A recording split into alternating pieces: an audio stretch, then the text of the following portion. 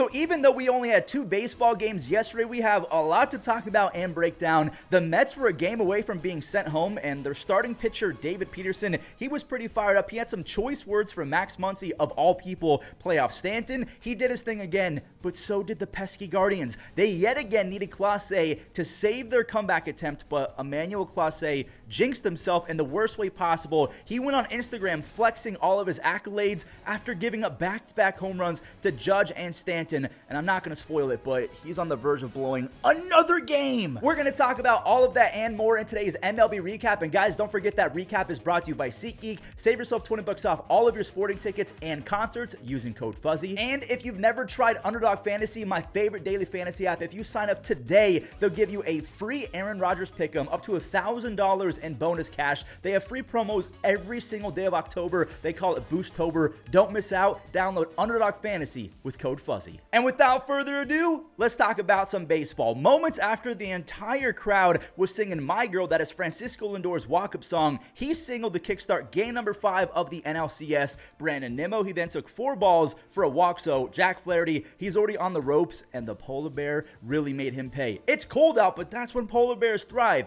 Pete has 4 home runs and 9 RBIs in this postseason. He's really earning back some of those dollars that he lost in the regular season. He was decent in the regular season, but he did regress in terms of getting on base. The power, yeah, he had 30-something home runs, but we want to see 50 home run Pete back. And again, because he's been pretty clutch, maybe he's getting some of those dollars back in free agency. Now, the Mets, they were the patient team in this one. Usually the Dodgers are the one taking all the walks. The Mets took 4 walks before the 4th inning even rolled around as Starling Marte, he ripped a double down the line. Pete, he's going to score easy, and Winker, he's going to try and score from first base. He does, and now he's staring at home plate. He's a lot of fun to watch, and they better bring him back in 2025, maybe even beyond 2025. Francisco, not Lindor, Alvarez. The Mets basically just pantsed Jack Flaherty in front of 45,000 people. Jack Flaherty is beside himself. He cannot believe it. There's Francisco Lindor, an easy double, and Mookie, he bobbled it in right field. So the troll, Francisco Alvarez, that's what they call him, El Troll, he scores from first base at 7-1,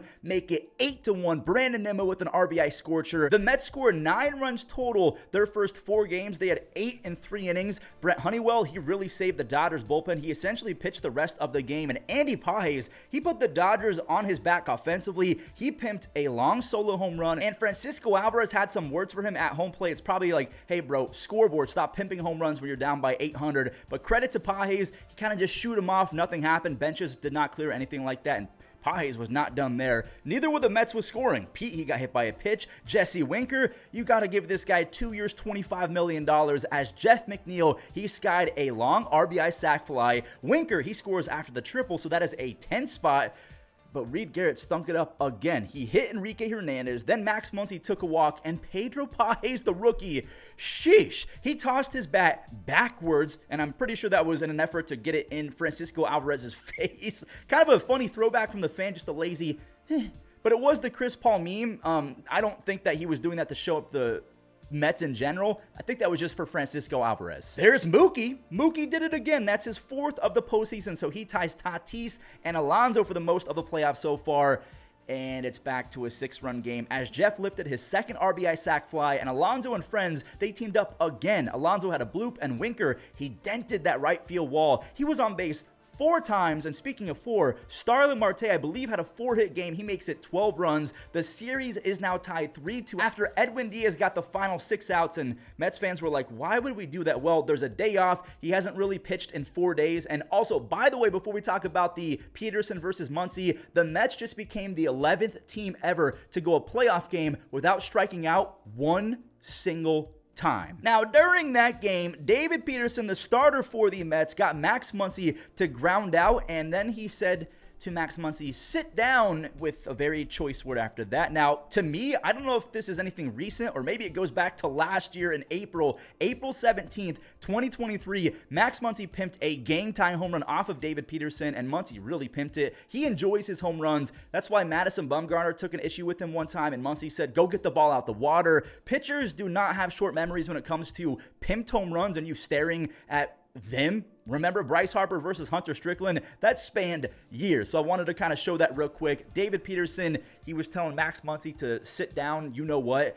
Do you think that's going to cause some bad karma? Mets fans, what do you think of that? Now, staying with fans, Yankees fans and myself, we all met up this morning for some coffee and a walk to the journey of the center of the earth to try and find the fountain of youth, because we all lost at least a decade off our lives. We're trying to get those years back. Back-to-back crazy games as leadoff Glaber, he got on for Juan, who's going to get $600+ million. To me, that's the floor. A 2-run light tower home run off of Gavin Williams. That is 2 home runs for Soto this playoffs. He has an almost 970 OPS because, of course, he does. Cleveland, they did rally off of Luis Gil as Quan and Manzo got into scoring position with no outs, but they could only scrape across one as J-Ram, cool to sack fly, but then there was a pathetic at-bat from Josh Naylor. Again, they only got 1 run. Now, Naylor has made some cool plays on defense, and I guess I got to hold on because Austin Wells just crushed a 97 fastball. He's been missing 93, 94 mile-per-hour meatballs all playoffs, but somehow he found a barrel on 97. Here's the insane scoop from Josh Naylor. We got to get that throw up, J-Ram. Come on, buddy. But that did give some momentum back to the Guardians as Quan, he added to it with a stolen base. And look at this.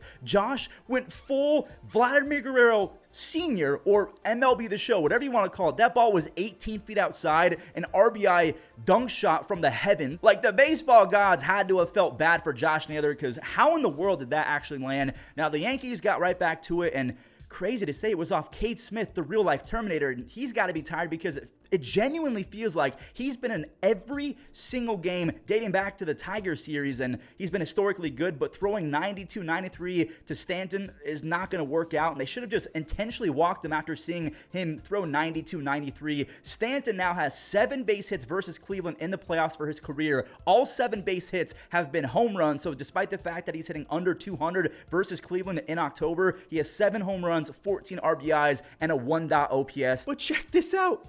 Clay Holmes decided to make things interesting again as J-Ram just kept a ball fair. It is now 6-3 on that RBI double. J-Ram, he now leads all of Cleveland, at least in terms of franchise history and playoff doubles. Josh Naylor, he sucked back-to-back doubles with J-Ram, a 2-run, 2-bagger.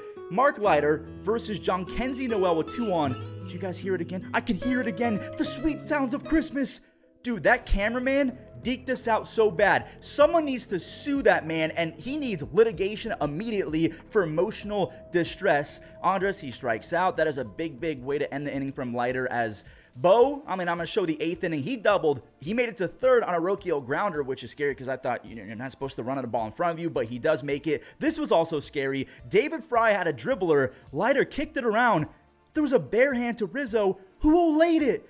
What in the Guardians baseball is going on? This is voodoo sorcery magic. Leiter, I will give him credit. He did clutch up again. He strikes out Naylor, so it's 6-6 in the 9th inning. Clase, he allowed multiple base hits again. Rocchio had an error. Leadoff Glaber has been a brand new man. And just like Pete Alonso, he's been earning a lot of that money back with how good he's been the last month or two.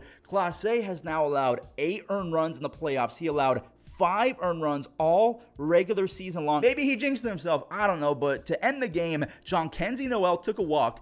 Andres had a base hit, so 2 were on for playoff Rocchio. John Birdie, he bobbled it. But the game does end. The Yankees are 1 win away from making it back to the Fall Classic. Emmanuel Clase, we got to talk about him now because after giving up back-to-back home runs to Judge and Stanton, he decided to go on Instagram and flex all of his accolades and the success that he's had in the regular season or All-Star games the last few years. And then the very next day, he gives up even more runs. So in the postseason, he's allowed 3 home runs and 8 earned runs. And again, in the regular season, he allowed 2 home runs and 5 earned runs total. So Clase jinxed himself and also his catcher, Austin Hedges. If you want to call it a jinx or hyping up your teammates, whatever you want to call it, this happened a few weeks ago. Is he the best pitcher you have ever caught? I think he's through this amount of time, he's the best pitcher ever. Through 200-ish innings, he's the best pitcher ever.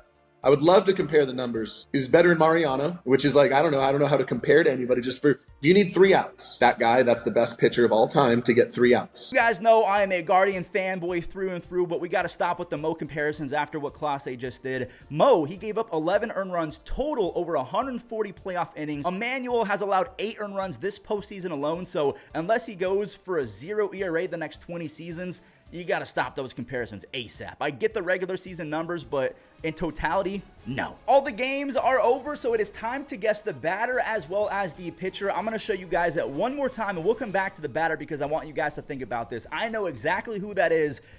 This is not a playoff team, so keep that in mind.